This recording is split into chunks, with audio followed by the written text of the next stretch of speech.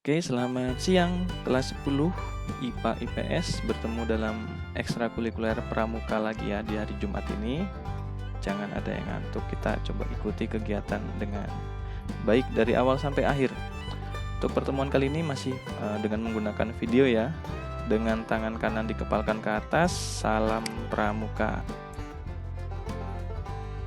Materi yang akan kita bahas dalam pertemuan kali ini yaitu mengenai seragam dan tanda pengenal pramuka. Kalau sebelumnya tentang ya keorganisasian, sekarang kita mengenai seragam dan tanda pengenalnya. Ada 4 sub yang akan dibahas. Yang pertama adalah hakikat tanda pengenal. Ya, maksudnya apa sih tanda pengenal? Fungsinya apa? Tujuannya apa? Yang kedua ada 5 macam tanda pengenal. Ya, apakah kalian semuanya bisa menggunakan atau memiliki 5 macam tanda ini? Lalu yang ketiga mengenai seragam pramuka penegak. Nah, ini yang diharapkan kalian lakukan, kalian aplikasikan mengenai seragam pramuka penegak itu seperti apa harusnya. Dan yang terakhir seperti biasa ada evaluasi. Nah, evaluasi ini berkaitan dengan materi ekstrakurikuler hari ini. Jadi, kakak pembina harap kalian mengikuti video dari awal sampai akhir supaya mendapatkan materi yang bermanfaat. Kita lanjut. Yang pertama, ada hakikat tanda pengenal. Tanda pengenal dalam gerakan pramuka merupakan identitas seorang gerakan pramuka. Fungsinya adalah sebagai alat pendidikan, alat pengenal, tanda pengakuan dan pengesahan. Ada legalitas ketika seseorang memiliki atau menggunakan seragam pramuka beserta atribut-atributnya. Maksudnya adalah untuk mempermudah mengenal identitas diri, satuan wilayah, lalu tugasnya apa, jabatannya apa, dan ada kecakapan-kecakapan yang perlu diketahui oleh anggota pramuka yang lainnya. Begitu juga oleh masyarakat luas. Nah, tujuannya adalah memberi motivasi kepada para anggota gerakan pramuka supaya dapat menggunakan hak dan melaksanakan kewajiban sesuai tugas. Lalu bersemangat, bergairah mengikuti kegiatan untuk meningkatkan kemampuan. Nah, karena dalam gerakan pramuka nanti ada kecakapan-kecakapan yang membuat kita merasa terpicu untuk meningkatkan kemampuan kita. Yang ketiga, bersungguh-sungguh melaksanakan janji dan ketentuan moral. Yang keempat, mengamalkan pengetahuan dan kecakapan. Nah, kalau mungkin kalian di pramuka penggalang punya tanda kecakapan ya, kecakapan umum maupun khusus, itu kan pasti akan diujikan di dalam kehidupan sehari-hari. Benar nggak sih kamu ini misalnya jago dalam berkemah, jago dalam memimpin upacara dan lain sebagainya. Ya. Nah, yang berikutnya adalah menanamkan dan mengembangkan rasa persaudaraan. Sesama anggota pramuka harus menghargai anggota pramuka yang lain ketika memiliki sebuah kemampuan maupun kecakapan. Yang kedua, kesadaran ikut memiliki, memelihara, dan bertanggung jawab atas dirinya sendiri. Kegiatan pramuka bisa mendewasakan diri. Tidak ada yang namanya cupu kalau bahasa sekarang ya. Tidak ada yang namanya ya culun dan sebagainya. Yang ketiga, ada kebanggaan dan rasa percaya yang bisa tumbuh dari diri kalian ketika ikut gerakan pramuka dan bangga mengenakan seragam pramuka. Berikutnya ada 5 tanda pengenal ya. Nah, yang pertama yaitu tanda pengenal umum. Nah, tanda pengenal umum ini digunakan oleh mayoritas ya, anak-anak sekolah yang terdapat kewajiban untuk mengenakan seragam pramuka. Ya. Minimalnya ada seragam berwarna coklat ya. Lalu ada tutup kepala, ada topinya, ada hasduk setangan leher, ada kacunya juga. Kacu bisa dari rotan ataupun dari kain yang sudah dimodifikasi dengan ada lambang gerakan pramuka nasionalnya. Ada badge tunas kelapa, misalnya di sini ada badge tunas kelapa. Lalu ada badge pandu dunia. Ya, kalau putri berarti ada di kerah leher, kalau putra ada di kantong ya. Lalu ada tanda harian dan tanda pelantikan. Nah, ini minimal tanda pengenal umum yang harus ada di dalam seragam kalian ketika menjadi anggota pramuka. Ya, lanjut, yang kedua, tanda pengenal satuan. Tanda pengenal satuan digunakan untuk mengenalkan diri kalian kepada orang lain mengenai asal gerakan pramuka kalian itu dari mana. Contohnya misalnya ada tanda regu, tanda barum, tanda sangga. Kalau kalian berarti tanda sangga ya, di sini tanda sangga. Sebelumnya kakak sudah menyampaikan mengenai nama sangga ya, bahwasanya pada hakikatnya sangga ini namanya hanya 5, yaitu pelaksana, pencoba, pendobrak, penegas, dan perintis. Namun di SMA Thomas, gugus depannya menggunakan nama-nama sungai. Nah, maka dari itu ketika kalian ingin membuat sebuah badge untuk mengenalkan sangga kalian dengan ada namanya, misalnya sungai apa, misalnya sungai Krukut atau sungai Opak, ya, kalian bisa membuat sendiri dengan modifikasi yang sudah kalian buat, ya, itu diperbolehkan. Oke, yang berikutnya selain ada tanda sangga, ada tanda gudep. Ya, tanda gudep itu nomornya. Untuk putra itu 07321, ya, lalu untuk putri 07322. Ya, lalu ada tanda sangka. Nah, kalau tanda sangka ini biasanya dilakukan di kuartir ranting, ya, atau kuaran. Lalu ada tanda kuartir. Tanda kuartir ini yang dimaksud adalah kuartir cabang, yaitu Kota Tangerang sebagai kuartir cabangnya. Lalu ada badge atau lencana daerah, ya, provinsi Banten, ya. Dan juga ada nomor gudep, ya, tanda gudep sama nomor gudep, ya, berkaitan. Berikutnya yaitu ada tanda pengenal jabatan. Nah, bagi gerakan pramuka, jabatan ini penting untuk mengetahui posisi dia di dalam gerakan pramuka di gugus depan. Nah, kalau yang kalian miliki nanti yaitu sebagai pramuka penegak, itu tanda jabatannya adalah seperti ini, bahwa kalian adalah anggota penegak, ya, berwarna kuning. Untuk putri bulat, untuk putra kotak, ya. Nah, lalu spesifik lagi ada jabatan di dalam sangganya, ya. Ada pemimpin sangga atau ketua sangga dengan garis 2 berwarna kuning. Lalu untuk wakil pemimpin sangga garis 1 berwarna kuning. Ya, kalau di Penggalang warnanya merah. Nah, lalu ada juga pemimpin ambalan atau istilahnya adalah pradana. Pradana memiliki tanda pengenal jabatan yaitu garis 3 berwarna kuning. Ya. Jadi pradana ini ada pradana putra, ada pradana putri. Ya, kalau yang putra berarti mewakili sangga-sangga putra.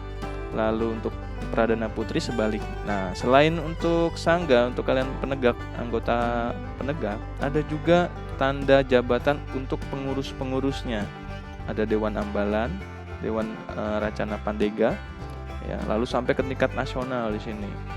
Oke, ini tidak akan kita dapatkan kalau misalnya kita tidak benar-benar intens dalam kegiatan kepramukaan. Tapi minimalnya adalah ini. Ini, lalu untuk ketua dan wakil ketua ini. Untuk pradana juga nanti pasti ada, dan seyogyanya memiliki lambang atau tanda pengenal ini. Berikutnya nomor 4, tanda pengenal kecakapan. Nah, ini ya, bahwasanya kalau kalian sebagai anggota gerakan pramuka penegak, ada yang pertama ada tanda kecakapan umum. Ya, tanda kecakapan umum pramuka penegak ada 2, bantara dan laksana. Kalau untuk pandega ini yang sudah di atasnya pramuka penegak, ya, tetapi warnanya hampir sama, yaitu kuning. Nah, lambangnya seperti ini, yang membedakan adalah tulisannya. Ya. Nah, untuk yang mendapatkan tingkatan atau tanda kecakapan umum ini adalah orang-orang atau anggota pramuka yang memang memiliki ketertarikan dan kemauan lebih untuk intens dalam kegiatan pramuka. Maka orang-orang tersebut akan menjalankan syarat-syarat kecakapan umum. Nah, seperti ini bukunya, ya. Nah, perlu digarisbawahi, ada buku saku dan ada buku SKU. Ya, jangan disamakan, ya. Terkadang karena penyebutannya hampir sama, ya, saku dan SKU, jadi ketukar. Buku saku ini adalah buku berisi tentang materi kepramukaan, sedangkan SKU adalah syarat-syarat kecakapan umum. Oke, ya, itu mengenai tanda kecakapan umum, ya. Kalau misalnya di SMA Thomas mungkin hanya sekitar 10 atau di bawah 10 orang yang memiliki tanda kecakapan umum sebagai bantara, ya. Nah, harapannya di pramuka SMA Thomas ke depan, orang atau anak yang tertarik lalu ingin meningkatkan kecakapan umumnya sampai bantara ini lebih banyak lagi. Ya, lalu yang berikutnya, yang B, adalah tanda kecakapan khusus. Nah, bukunya seperti ini, ya. Kita lihat. Kecakapan khusus ada 5 golongan. di setiap golongan, di setiap TKK, tanda kecakapan khusus tadi, ada 3 tingkatan. Nah, golongannya seperti ini dibedakan atas dasar warna ya, ada warna kuning, merah, putih, hijau, dan biru. Ya.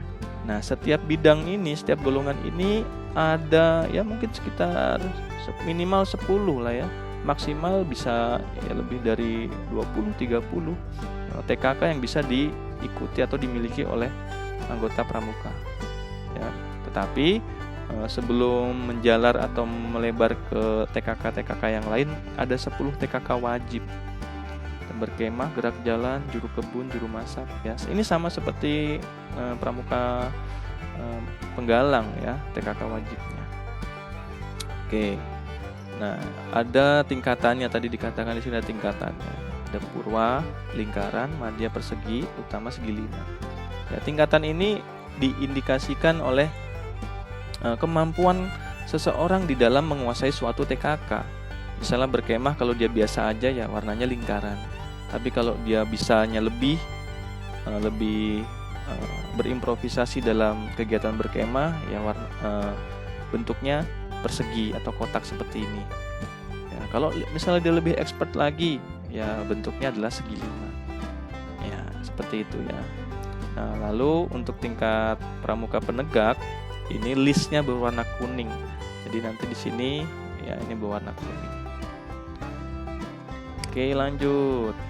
Nah, ini contoh TKK SKK-nya ya. Lambang-lambangnya. Ya, ada banyak ya. Ini juga. Jadi ya kakak pembina harap kalian yang di SMP sudah memiliki TKK, di SMA coba bisa dikembangkan lagi, ditingkatkan lagi supaya pramuka SMA Thomas lebih menarik ya, seperti yang tadi sudah disampaikan. Nah, itu tadi mengenai TKU dan TKK. Yang terakhir ada tanda pengenal kehormatan. Ya, kalau kehormatan ini berarti tidak semua orang bisa mendapatkan. Terutama contohnya misalnya ada bintang-bintang ya seperti lencana ini. Ini didapatkan oleh orang-orang yang memang memiliki peran lebih di dalam kegiatan pramuka ya. Nah, tetapi ada yang bisa kita dapatkan. Misalnya adalah Tiska dan Tigor. Ya, Tiska adalah bukti kegiatan, Tigor adalah bukti gotong royong. Gotong royong juga sama-sama kegiatan. Bentuknya bisa seperti ini, ya, bisa lencana, bisa juga bordiran, ya. Nah, kalau bordiran, baik itu Tiska maupun Tigor, nanti bisa kalian gunakan, kalian bordir di sebelah kiri di atas saku kalian. Ya, kalau putra di atas saku di dada sebelah kiri, berarti kalau yang putri di dada sebelah kiri juga. Seperti itu ya. Oke, itu tadi mengenai 5 tanda pengenal dalam gerakan pramuka ya. Nah, yang terakhir ini ada seragam pramuka penegak. Sudah lengkapkah atribut seragam pramukamu? Ya, ada tanda pengenal umum, satuan, jabatan, kecakapan, penghargaan. Ya, kita step by step melengkapi ya supaya mendapatkan ya, supaya kegiatan pramuka SMA Thomas ini lebih baik ke depannya. Nah, seperti inilah kurang lebihnya.